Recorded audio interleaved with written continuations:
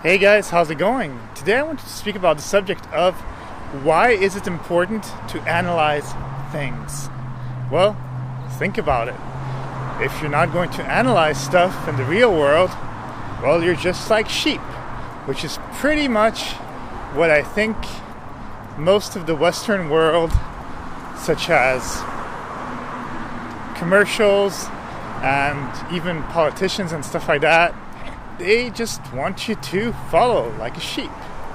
But it doesn't really make sense because this world has been created by thinkers. It has been created by people that analyze stuff, people that want to do good as well as do bad, unfortunately.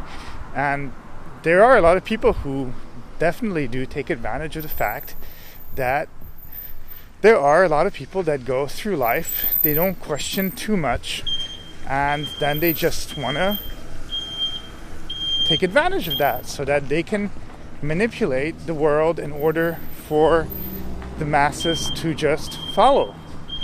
But what I found that is pretty interesting is that we are given just enough freedom and just enough benefits that most people are okay with it. They're fine. They can, keep on putting their money in their 401k, or they can keep on going through their life, their 9-to-5 job, and they'll have that steady income, and then they'll just do things, and I guess they will go through life. They'll have some enjoyment out of it, obviously, because if you're doing all the correct things, eventually you're going to get to the point where, well, you do have a bit of money, you do have a place to live, you do have some food, but really, if you don't start analyzing stuff, once again, then you're living life like a zombie because people are just basically telling you how to live. And it starts really young if you really think about it, because a lot of times, depending on your family and stuff and your culture, a lot of times your parents will tell you to do a certain thing, or people around you will say, no, this is the way that you're supposed to act. But haven't you noticed that usually when you're younger and stuff like that, you rebel against that? You say, well, no, it's not because you did it that it's like that. And then sometimes people just start accepting it.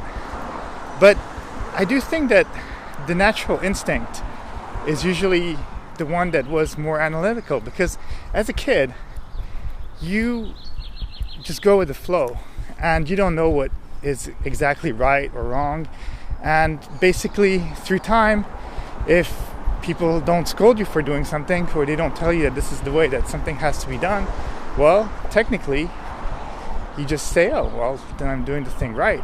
And because of that, you basically think that that's the correct thing to do. But then also through time, what happens is that you are also basically a product of your society, such as commercials. They tell you that McDonald's, for example, is a happy place, or this is the place where you can bring your kids, or doesn't it look delicious? And it's true that if you see commercials of movies, commercials of food, and all this dancing and music videos and booty shaking and all that, you start to accept it for, hey, that's normal. Other people are doing it, or the rappers have so much money and bling bling, so obviously if they're doing it that way, then it's alright. But is it? We've already shown through many outlets, articles and videos and stuff that people have actually analyzed, that pretty much all news outlets such as Fox, CBS, all the major ones, basically, even though they're different companies, they kind of have like the same highlights, the same stories, the same way of saying things. So again, they're giving us in some way enough freedom.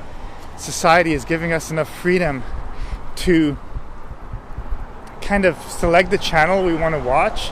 But if all the channels are saying the same thing, if it's being censored, if there's a war in a country, but they're showing a high-speed pursuit in your country, well, what happens is that they're not feeding you the correct information. They're distracting, because if you realized how bad some things are, then you would rebel. And that's kind of like the thought behind it. It's kind of like seeing the salary of a CEO in a company, or the salary of your coworker, and then you're like, hey, what? I'm doing the same exact thing, but that person's getting paid more than me. So you start rebelling. So they say in some way that ignorance is bliss, because with ignorance you kind of accept the way that things are, but are they correct? Because why did it take so many centuries for people to start being less racist, or for people to accept gays, lesbians, transsexuals, all that stuff, or many, many other things, and even the equality of women and stuff like that? It took so many centuries to get to that point, and we're still working on it. And it did come through thought, but the thought was so slow. It's things that could be kind of obvious, but at the same time, again, I think a lot of people are not analyzing stuff. They're not really questioning. That's the way that their grandparents lived, that their parents lived. Now, let's live that same way. And I think the worst thing that can happen is, through time and through age, you get to your 30s, 40s, 50s, or something similar, and you're like, somebody tells you, oh, for example, you have diabetes now, you need to change your diet. But in your head, you're thinking, well, I've done this for a long time. It works. It's fine. I've felt fine for so many years. So I'm not going to change anything. Well, guess what? If you don't change anything, well, just going to get sicker. That's why it's very interesting, because we have this whole thing, this whole ego, this whole set in our ways. But literally, again, it goes to the fact of, why are kids able to learn languages just from listening, or learn difficult skills that adults cannot learn as fast or as well?